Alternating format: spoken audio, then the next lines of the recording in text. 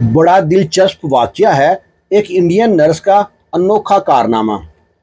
उसने पैसे की खातिर यमनी शख्स को नशे का इंजेक्शन लगा दिया जो ओवरडोज़ हो गया।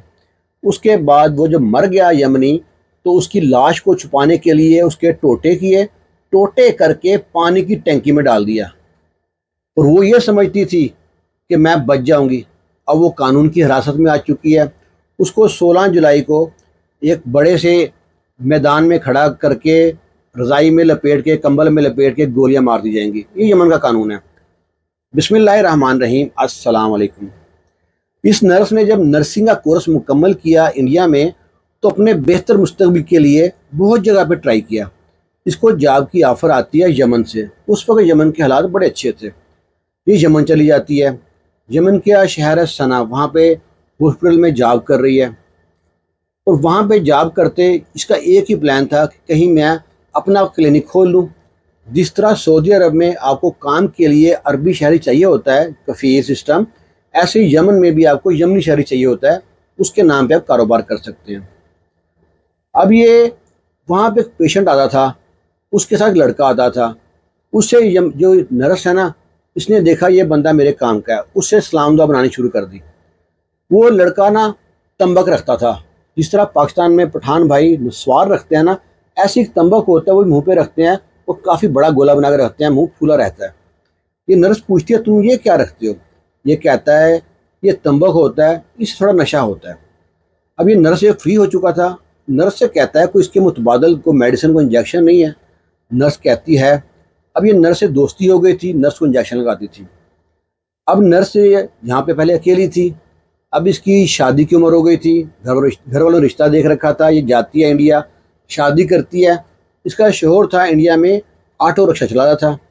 उसका वीज़ा का बंदोबस्त करती है, उसको भी शादी के बाद यमन ले आती है। यहाँ पे किसी कंपनी में बिजली का काम करता रहता है। इनकी एक बेटी भी होती है और ये अपने प्लान पे भी काम कर रही है ताकि मैं क्लिनिक खोल लूँ। और इसी असना में यमन के हालात भी ख़राब हो जाते हैं। जब यमन के हालात ख़राब होते हैं, तो यहाँ पर खाना जंगी लग गई। यहाँ से सारे मुल्क अपने जो होते हैं लेबर, उनको बुला लेती है। वो उसका शोहर, उसकी बेटी भी चली जाती है। जो मेडिकल के फील्ड के लोग थे वो यहाँ रहते हैं बस। अभी वो नर्स यहाँ पे रह गई। जो ये लोग यहाँ से चले जाते हैं, गवर्नमेंट सबका वीज़ा कैंसिल कर देती है। वो दोबारा यहाँ पे नहीं आ सकते। अब ये बड़ी परेशान थी। अब सोचती है मेरे पास एक ही रास्ता रह गया क्लिनिक का। अब ये जो यमनी था, उससे कहती है कि मैं ना तुमसे एक बात करना चाहती हूँ। तो मेरा पुराना जानने वाला है, मैं यहाँ पे क्लिनिक खोलना चाहती हूँ और तुम्हारे नाम पे खुल सकता है अगर तुम कोशिश करो तो। वो कहता है ठीक है। अब ये लड़की उसको सबज़ बाग दिखाती है, कहती है मेरा इलाका बड़ा खूबसूरत है, सना भी बहुत खूबसूरत है। तो वो कहती है मैं तुम लेके जाऊँगी केरल में, वहाँ पे दिखाऊँगी इलाका। छुट्टी जाती है, इसको साथ ले जाती है। महीना लड़का उसके घर में रहता है, घूमता फिरता है, फिर वापस आ जाता है। इधर यमनी लड़का है, ये भी वादा निभाता है। कुछ फर्जी डॉक्यूमेंट्स होते हैं लड़की के पास, कुछ ये फर्जी डॉक्यूमेंट लेता है और वहाँ पे ना ये एक क्लिनिक खोल लेते हैं और क्लिनिक खूब चल जाता है। क्लिनिक में इनके लिखा था कि प्रॉफिट में से 35% जो यमनी है वो हकदार है और जो 65% है वो जो नर्स है इंडिया की, वो हकदार है। जब क्लिनिक चल पड़ा, तो ये नर्स उसको जब भी आता ना, उसको इंजेक्शन लगा देती नशे का और वो चला जाता, पैसे पूसे ना देती। अब इसी मामले पे आखिर एक दिन दोनों में तू मैं तकरार हो गई और नर्स उसके नाम पे ट्रांसफ़र हो चुकी थी। नर्स के डॉक्यूमेंट, पासपोर्ट, हर चीज़ उसके पास थी।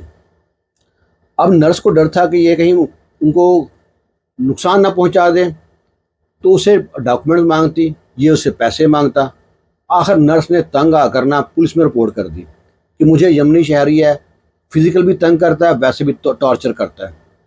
अब उनको जब पुलिस ने चेक किया, नर्स को, दोनों को अरेस्ट कर दिया क्योंकि डॉक्यूमेंट्स असली नहीं थे। अब दोनों अरेस्ट रहे। थोड़े दिन बाद दोनों को छोड़ दिया। अब नर्स फिर अपने क्लिनिक पे आनी शुरू हो गई और काम करना शुरू कर दिया। और यमनी का वही रटा था, ये जाता पैसे मांगता, वो पैसे ना देती। अब ये ना कोशिश करती है कि मेरे डॉक्यूमेंट्स निकल जाएं किसी तरीके से। वहीं पे एक यमनी लड़की से इसकी दोस्ती होती है। वो भी मेडिकल फील्ड में थी, वो भी नर्स थी, उसका नाम था हना। तो ये उससे कहती है अब मैं यहाँ से तंग आ चुकी हूँ, अब यहाँ की हुकूमत भी होतियों के हाथ में है, मैं यहाँ पे काम नहीं करना चाहती, ये मुझको रोज़ तंग करता है। तो मैं चाहती हूँ मेरे जो डॉक्यूमेंट्स हैं, पासपोर्ट वगैरह जो बाकी लवाजमात हैं, वो मिल जाएँ तो मैं चली जाऊँ यहाँ से। इससे वो डॉक्यूमेंट लेने हैं। तो ये कहती है कि वो ना नशे का आदी है, उसके घर जाकर ना उसको नशे का इंजेक्शन लगाएंगे, जब बेहोश हो जाएगा तो फिर डॉक्यूमेंट ढूंढ लेंगे। ये दोनों लड़कियां उसके घर पहुंचती हैं, उसके घर जाती हैं, उसे कहती हैं आज तो ये नशा का इंजेक्शन लगाने घर ही आ गई हैं। उसे नशे का इंजेक्शन लगाती हैं और उसको ये पता था कि ये तो आम रूटीन में इंजेक्शन लगवाता है, ये इससे शायद असर ना हो एक इंजेक्शन का, कहीं होश ना आ जाए, हम डॉक्यूमेंट ढूंढ रहे हों। इसने उसको ओवरडोज लगा दिया।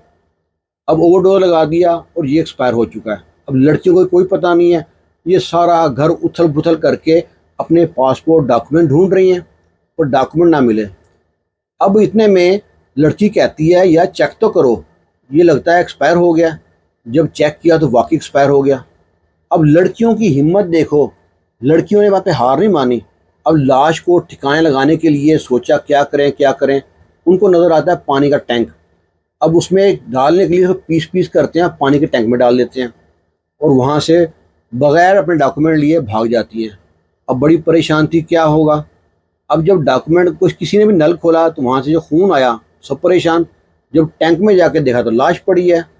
जब लाश निकाली तो कैसे भी मालूम पड़ गया यहाँ पे नर्स और वो लड़की आई थी। जब नर्स को जाके पकड़ा है तो नर्स से पूछा गया, आएँ बाएँ शाएँ करने के बाद सब बता दिया कि मेरे डॉक्यूमेंट्स के पास थे, हम उसको मारने नहीं गए थे, उसको हम नशे का इंजेक्शन लगाया, ओवरडोज हो गया, वो मर गया। अब हमने जिसको इसलिए पीस पीस किए कि लाश को छुपा दें। उनका इतना दिमाग काम नहीं किया, जो पानी की टैंक में डालोगे, कोई भी नल खोलेगा तो खून तो आएगा ना, पानी लाल हो जाएगा। हमने टैंक में डाल दिया। अब उन्होंने कई जगह पे दरख्वास्त जमा कराई, उनको सजाए मौत सुना दी गई। अदालत ने सजाए मौत सुना दी। 16 जुलाई का टाइम दिया कि 16 जुलाई को मैदान में खड़ा करके कम्बल में लपेट के गोलियां मार के ख़त्म कर देंगे इसको, जान का बदला जान। अब ये अपील करते हैं वहाँ के प्राइम मिनिस्टर के पास, सदर के पास। वहाँ पे ओहदे भी ना बटे हुए हैं, कहीं हुकूमत किसी की है, कहीं हुकूमत किसी की है। सब में रिजेक्ट होता गया क्योंकि जुर्म बहुत बड़ा था। पहले ख़त्म मारा, खाली इंजेक्शन लगा होता शायद बच जाते। उन्होंने पीस पीस किया उसके।